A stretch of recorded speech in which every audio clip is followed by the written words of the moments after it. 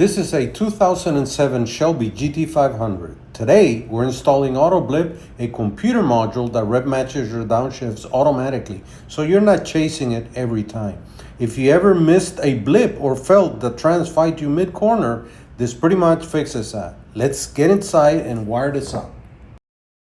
For the installation of both ground and 12 volt on this Mustang, we're going to go to the back of the OBD2 port, which I have dislodged from the dash here, and for easy access to the back, pin 4 is the ground and pin 16 is the 12 volt.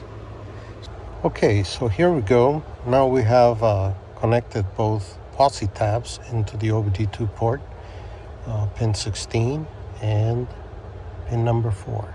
All we got to do now is replace the port back in place and then connect the two wires. You always want to connect the posi tabs to the car wire first, because you want to protect your wires, and these units are perfect for that. They make great connections. You got to be careful though that they go in nice and straight. See how they are nice and straight, not crooked. The cap has to screw in perfectly straight in order for the connection to be made.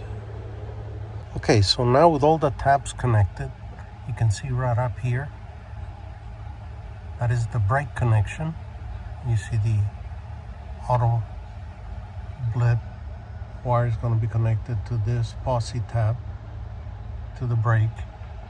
And then over here you have the clutch posi tab connected to the clutch switch. And last but not least, you have the posi tabs connected to the accelerator pedal. You will see 3 in here because indeed the accelerator pedal in the Mustang early years had 3 wires. We're only going to connect to 2 of them.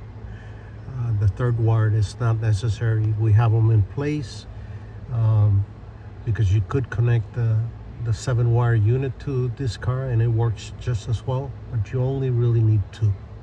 Okay, so now we have both black for ground and white for 12 volt wires installed in the respective posi tabs at the OBD2 port. You also see that the port is now back in its place, secure, and we've used a zip tie in order to keep the wires from dangling and getting in your way. So everything is nice and tidy. Okay, now you can see the clutch switch and the AUTO-BLiP yellow wire connected to the posi tab at this location.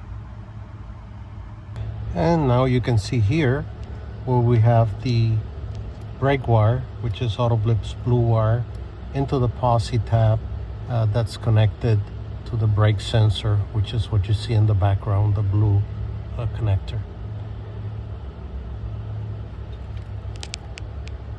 Okay, and last but not least, here are the AUTO-BLiP red and green wires going to the accelerator pedal sensor. They're both now connected. See how they're nice and straight, nothing crooked. Same for the red. So everything is now in place and ready for calibration.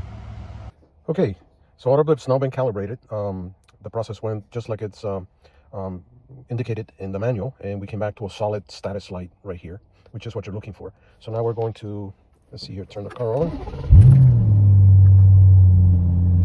Status light on.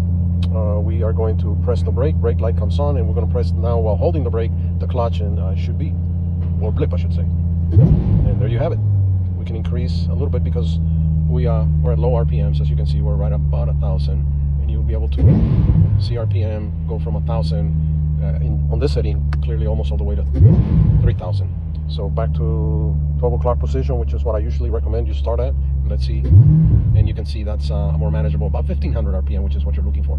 And of course, this will adjust as the RPMs increase based on what speed you're traveling at the time you request the AUTO-BLiP. And you can do multiple blips. As you can see, I'll do one followed by another one. So you can do as many as you need to do, and it will adjust accordingly every single time. Okay, so once again, 2007 Shelby GT500, an incredible machine with the aid of AUTO-BLiP at this point.